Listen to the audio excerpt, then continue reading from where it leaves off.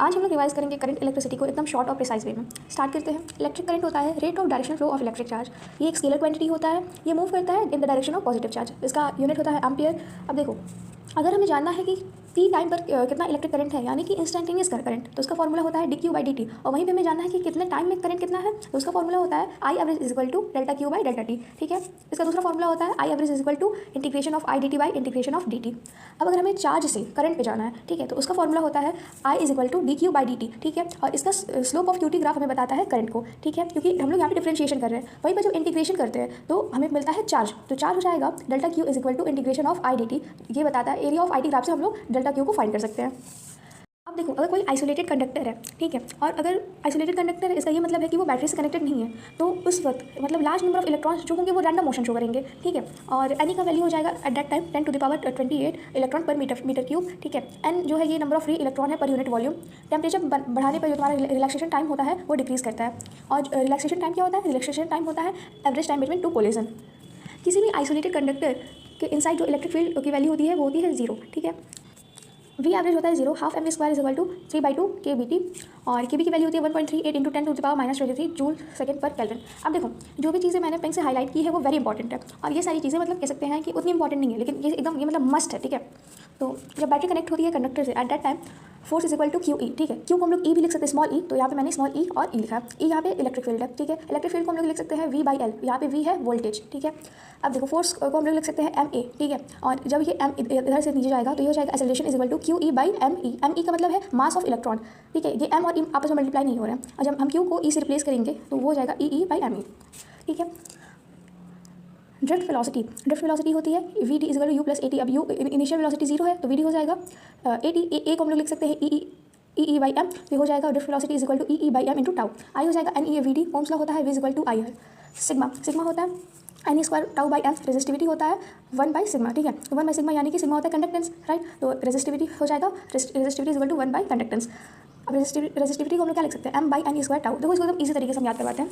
देखो, सिग्मा की वैल्यू हो गई N square tau by M. ठीक है, अब देखो इसका जो इन्वर्स होता है वो होता है रेजिस्टिविटी, तो जब इसको उल्टा लिख दोगे तो आ जाएगा हमारे पास resistivity.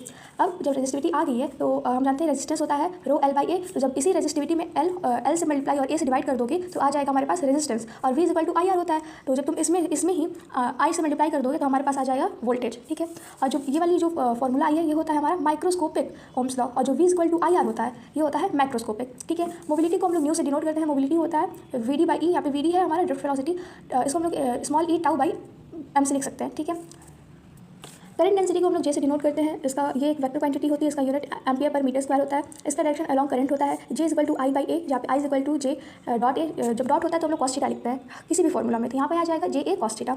J is equal to n e v d होता है। अब देखो यहाँ पे ए का मतलब है क्या? ए का मतलब है एरिया, तो जे ए कॉस थीटा, तो जे को हम लोग लिख सकते हैं एन ई वी डी। ठीक है, अब देखो J is equal to n e v d कहाँ से आया? आई इज इक्वल टू होता है n e A v d, I is equal to n e A v d होता है, और जब ए से ए कट जाएगा तो आ जाएगा J is equal to n e v d. ठीक है, जे को हम लोग लिख सकते हैं सिग्मा ई, ये वेक्टर फॉर्म होता है ओम्स लॉ का। ठीक है, देखो अगर टेम्परेचर बढ़ेगा कंडक्टर में तो कंडक्टेंस कम होगी तो इस वजह से ड्रिफ्ट वेलोसिटी भी कम होगी, और जब ये दोनों कम हो रहा है तो रेजिस्टिविटी बढ़ेगा तो रैंडमनेस, यानी कि जो भी मोशन होगा इलेक्ट्रॉन्स का वो काफ़ी जल्दी होगा, तो यहाँ पे रैंडमनेस हम लोग को देखने को मिलेगी। इंसुलेटर में क्या होगा? इसमें देखो सेमीकंडक्टर और इसका जो कंडीशन होता है वो सेम होता है, तो सेमीकंडक्टर में ये होता है कि इलेक्ट्रॉन्स का जो होल पेयर होता है वो बढ़ता है, तो होल पेयर बढ़ेगा तो कंडक्टेंस बढ़ेगा तो रेजिस्टिविटी जो होता है वो कम होगा। ठीक है, कंडक्टेंस और रेजिस्टिविटी का इन्वर्स वो रिलेशन होता है, यहाँ पे देख सकते हो रेजिस्टिविटी और कंडक्टेंस का इन्वर्स रिलेशन है।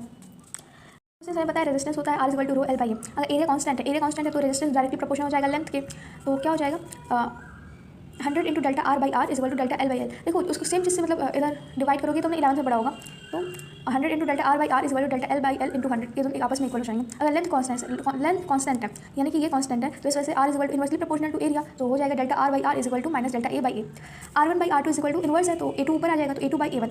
एरिया होता है पाई आर स्क्वायर, मतलब अगर हम लोग उसका कंसिडर करते हैं सर्कल का तो आर स्क्वायर आ रहा है तो R2 का स्क्वायर बाई R1 का square, delta R by R हो जाएगा इज इक्वल टू इनवर्स का रिलेशन है इस वजह से -2 डेल्टा आर बाई आर।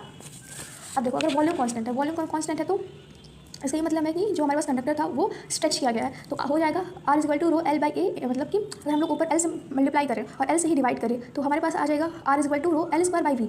ठीक है, तो इसमें हम लोग देख सकते हैं कि वी अगर हम लोग कॉन्स्टेंट लेंगे तो रेजिस्टेंस हो जाएगा directly proportional to L square. देखो R1 by R2 equal to L1 by L2 का होल स्क्वायर आ जाएगा। और वहीं पर अगर हम लोग एरिया से मल्टीप्लाई करते हैं ऊपर और नीचे तो आ जाएगा R equal to rho L into A by A into A, तो नीचे आ जाएगा एरिया का स्क्वायर। ठीक है, तो हो जाएगा रो वी बाई एरिया का स्क्वायर। अगर वी यहाँ पे कांस्टेंट लेते हैं तो आर हो जाएगा इन्वर्सली प्रोपोर्शनल टू एरिया। फिर आ जाएगा वही सेम चीज़ कि आर पाई आर स्क्वायर होगा तो उसका फिर स्क्वायर देखा जाएगा तो आ जाएगा आर का पावर 4। ठीक है, delta R by R is equal to -2 delta A by A is equal to -4 delta R by R. ठीक है, तो R1 by R2 is equal to A2 by A1 का स्क्वायर और R2 by R1 to the power 4। अब देखो ये सब learn करने वाली चीज़ है कि temperature coefficient of linear expansion में होगा alpha is equal to delta L by L delta T, और वहीं पर एरियल एक्सपेंशन में होगा beta is equal to delta A by A delta T. अब इन दोनों में रिलेशन क्या है? इन दोनों में रिलेशन है beta is equal to 2 alpha. Temperature coefficient of resistance होता है alpha R is equal to delta R by R nought into T, R T होता है R nought into 1 plus alpha T, और वहीं पर रेजिस्टिविटी में होता है alpha resistivity is equal to delta rho by rho nought delta T.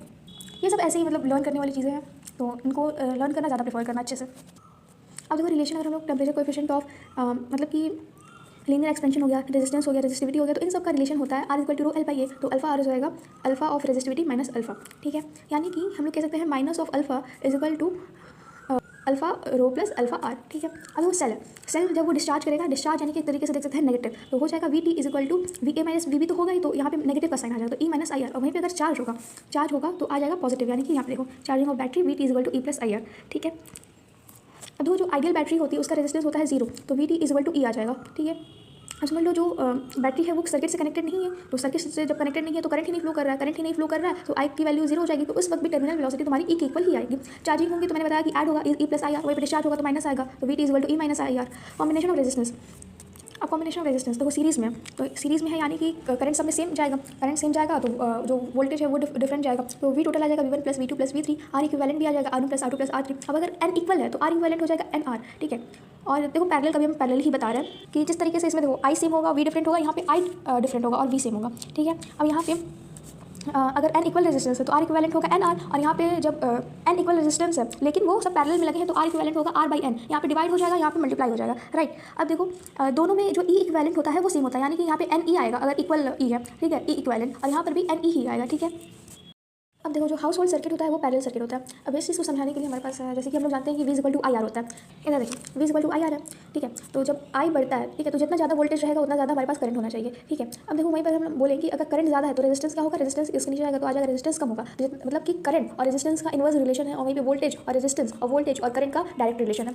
तो वही सेम चीज़ मैंने यहाँ पे लिखी है कि जितना कम रेजिस्टेंस होगा उतना ज़्यादा करंट होगा। ठीक है, और यहाँ पे देखो जितना ज़्यादा रेजिस्टेंस होगा उतना ज़्यादा वोल्टेज ड्रॉप होगा, अब देखो अगर हमारे पास दिया है कि V1 यहाँ पे V1 वोल्टेज है, R1 रेजिस्टेंस है, और यहाँ पे R2 रेजिस्टेंस है, V2 वोल्टेज है, तो हमें ये निकालना है कि V मिड पॉइंट पे कितना होगा, यानी कि पोटेंशियल मिड पॉइंट पे कितना होगा। तो उसका फॉर्मूला होता है V mid equal to V1 by R1 plus V2 by R2 by 1 by R1 plus 1 by R2। अब देखो ये इंपॉर्टेंट फॉर्मूलाज की कैटेगरी में आ सकता है। ठीक है, कॉम्बिनेशन ऑफ सेल, तो कॉम्बिनेशन ऑफ सेल में मैंने बताया कि चाहे रेजिस्टेंस हो चाहे सीरीज हो चाहे पैरेलल हो, सभी केसेस में यहाँ पे क्या होगा, सभी केसेस में ई नेट जो होगा अगर ई इक्वल है तो वहाँ पे आ जाएगा NE, और वहीं पर रेजिस्टेंस अगर सीरीज में होगा तो वो NR आएगा, वहीं पे अगर रेजिस्टेंस पैरेलल में होगा तो R बाई N आएगा। ठीक है, अब अगर तुम्हें सेल का निकालना है सीरीज कॉम्बिनेशन, तो ये तो मैंने बता दिया। अगर पैरेलल कॉम्बिनेशन का हमें निकालना है, अगर पैरेलल कॉम्बिनेशन हमें ई इक्विवेलेंट निकालना है और ई की वैल्यू डिफरेंट है और आर की वैल्यू भी डिफरेंट है, तो यहाँ पे ई नेट तो देख सकते हैं सीरीज़ वाले में वही नॉर्मल होगा कि E1 प्लस E2 हो गया, और आर नेट में भी R1 प्लस R2 हो गया, लेकिन पैरेलल में ये चीज़ डिफरेंट होती है। वो कैसे, ई इक्विवेलेंट इसमें होगा E1 by R1 plus E2 by R2 plus E3 by R3 by 1 by R1 plus 1 by R2 plus 1 by R3। ठीक है, वहीं पर अगर हमें आर इक्विवेलेंट निकालना है तो उसका जो नॉर्मल हम लोग फॉर्मूला यूज़ करते हैं वही सेम चीज़ यूज़ करेंगे। ठीक है, और वहीं पे हमें वोल्टेज निकालना है अक्रॉस AB, तो हो जाएगा E1 by R1 plus E2 by R2 plus E3 by R3 by 1 by R1 plus 1 by R2 plus 1 by R3। ये चीज़ मैंने बता दी है। अब आते हैं मिक्स कॉम्बिनेशन ऑफ सेल पे, तो देखो I is equal to NM E by MR plus NR, तो इसमें N हो जाएगा number of identical batteries, M हो जाएगा कि कितने बैटरीज पैरेलल में कनेक्टेड है। ठीक है, E तो हमें पता ही है कि EMF हो जाएगा, स्मॉल m भी मैंने बता ही दिया, R हो जाएगा हमारे पास रेजिस्टेंस, N हो जाएगा कि कितने आइडेंटिकल बैटरीज है। अब अगर हमें जानना है कि potential drop across R1 and R2, ठीक है, तो इसको जानने के लिए हमें पता है कि V equal to I R, देखो रेजिस्टेंस तो है तो यहाँ पे हम लोग R इक्विवेलेंट निकालेंगे, तो V equal to I R होता है तो I आ जाएगा V बाई R, तो V by R1 plus R2। Same चीज़ V1 के साथ भी कर सकते हैं, V2 के साथ भी। देखो V1 में आ जाएगा V equal to I by R1, हमारे पास I की वैल्यू आ गई है, तो जब हम इसमें हम लोग R1 को मल्टीप्लाई कर देंगे तो हमारे पास V1 का पोटेंशियल आ जाएगा। और वहीं पर अगर हमें V2 निकालना है, तो सेम चीज़ I की वैल्यू आ गई है, फिर अगर उसको हम मल्टीप्लाई कर देंगे R2 से तो आ जाएगा हमारे पास V2। ठीक है, अब अगर हमें जानना है कि इस जंक्शन पे हमारा मतलब अभी मैंने कुछ देर पहले तुम्हें बताया पोटेंशियल एट मिड पॉइंट, तो सेम हम लोग फॉर्मूला यूज़ करेंगे जो कि है, देखो V1/R1 प्लस V2/R2 कहाँ गया, हाँ देखो V1/R1 plus V2/R2 by 1/R1 plus 1/R2, यही सेम फॉर्मूला यहाँ पे जंक्शन वाले का हम लोग लगाएंगे। देखो यहाँ पे तो ये हो जाएगा 20/100 plus 5/10 plus 2/10 is equal to 1/R1, यानी कि 1/100 प्लस 1/5 प्लस 1/2। देखो सेम चीज़। अब अगर हमें जानना है कि फाइंड करें, ये सब क्वेश्चन है, सब सेम क्वेश्चन है जो मैंने बताया। व्हीटस्टोन ब्रिज पे आते हैं, तो व्हीटस्टोन ब्रिज में देखो सिंपल सा ये है कि R1/R3 इक्वल होना चाहिए R2/R4 के, अगर ये इक्वल हो गया तो R5 के थ्रू मतलब कह सकते हैं कोई भी मतलब कि कोई रेजिस्टेंस कंसिडर ही नहीं होगा। ठीक है, तो R5 हो जाएगा 0, राइट। तो पावर होता है हमारे पास, पावर एक स्केलर क्वांटिटी है, इसका यूनिट होता है watt. E is equal to क्या होता है, देखो पावर होता है एनर्जी बाई टाइम, तो ई इज इक्वल टू आ जाएगा PT। ई को हम लोग लिख सकते हैं I2RT और PT को लिख सकते हैं PT। तो T और T आपस में कटा तो P is equal to I2R आ गया। देखो P is equal to I2R, और इसको हम लोग लिख सकते हैं V2R और इसको लिख सकते हैं IV। तो P is equal to IV, P is equal to V2/R, P is equal to I2/R। Joule's law of heating current ये हम लोग 10th में ही पढ़े हैं। तो हीट होता है डायरेक्टली प्रोपोर्शनल टू I का स्क्वायर, ये डायरेक्टली प्रोपोर्शनल होता है R, और ये भी डायरेक्टली प्रोपोर्शनल होता है टाइम पे। तो H is equal to I2RT, H is equal to V2/RT, H is equal to VIT, H is equal to M delta S। अब देखो गैल्वेनोमीटर एक इंपॉर्टेंट टॉपिक में से एक है। ठीक है, तो इसको हम लोग रिवाइज करते हैं। तो गैल्वेनोमीटर यूज़ होता है स्मॉल करंट को मेजर करने के लिए। ये बहुत ज़्यादा सेंसिटिव होता है और ये बहुत ज़्यादा अमाउंट में एरर भी प्रोड्यूस करता है। ठीक है, IG हम लोग डिनोट करते हैं मैक्सिमम करंट जो कि इससे फ्लो करेगा। G इसका रेजिस्टेंस होता है। एमीटर क्या होता है, ये भी करंट को मेजर करता है। और शंट क्या होता है, एक स्मॉल रेजिस्टेंस है जो कि इसके गैल्वेनोमीटर के साथ पैरेलली कनेक्ट किया जाता है। ठीक है, एमीटर जो है एक आइडियल एमीटर का रेजिस्टेंस जो होता है वो 0 होता है, तो इस वजह से एक सिंपल वायर की तरह बिहेव करता है। और वहीं पर हम लोग वोल्ट मीटर की बात करें, वोल्ट मीटर देखो, तो वोल्ट मीटर क्या होता है, इसका जो रेजिस्टेंस होता है वो होता है इनफाइनाइट, और रेजिस्टेंस जब इनफाइनाइट है तो ये एक ओपन वायर की तरह मतलब इसको ट्रीट किया जाता है। तो अगर तुम्हारे पास न्यूमेरिकल्स आते हैं तो उसमें इस बात का ध्यान रखना कि वोल्ट मीटर है, एमीटर है, क्या है, क्योंकि वहाँ पर ये सारे कॉन्सेप्ट्स यूज़ होते हैं। तो परसेंटेज एरर होता है IT माइनस IM/IT इंटू 100। देखो इसको, ये भी एक इंपॉर्टेंट पार्ट है, यहाँ से क्वेश्चन आते हैं। देखो यहाँ से हम लोग करंट किया तो करंट यहाँ पे जो गया उसको कहेंगे IG, तो ये है maximum current eight can flow. यहाँ पे देखो IG, ये मैंने कुछ देर पहले बताया, तो IG है। और यहाँ पे जितना टोटल करंट था उसका जो हम लोग माइनस करेंगे, तो I से हम लोग यहाँ से करें तो I माइनस IG करंट इधर आएगा। ठीक है, अब अगर हमें जानना है कि इसका रेजिस्टेंस क्या है, तो रेजिस्टेंस आ जाएगा R ammeter is equal to GS/G+S और S is equal to G/N-1। ठीक है, N क्या होता है, N जितना हमें करंट में हम मेजर करना चाहते हैं और जितना करंट गैल्वेनोमीटर से जाएगा। ठीक है, वोल्ट मीटर होता है, ये वोल्टेज को मेजर करेगा। यहाँ पे शंट जो है वो शंट क्या होता है, large resistance connected in series with galvanometer to convert into voltmeter. तो जब शंट लग जाता है गैल्वेनोमीटर के साथ तो वो वोल्ट मीटर बनाता है, जब वो सीरीज में लगता है। और जब यही शंट स्मॉल रेजिस्टेंस वाला गैल्वेनोमीटर के साथ पैरेलल में लगता है तो वो एमीटर बनाता है। ठीक है, तो यहाँ पे स्मॉल रेजिस्टेंस होता है एमीटर में, वहीं पे वोल्ट मीटर में इसका लार्ज रेजिस्टेंस होता है।